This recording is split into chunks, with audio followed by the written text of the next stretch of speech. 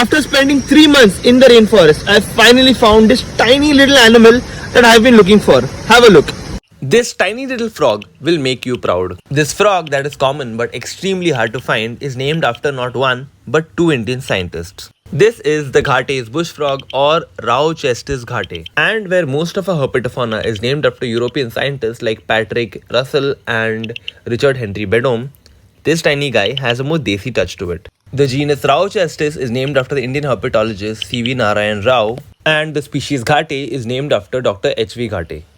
And as an Indian working in the field of wildlife, I think this is a piece of information that most of us should know about. And how can we forget the classical click sound that these guys make that gives them the name the typewriter frog.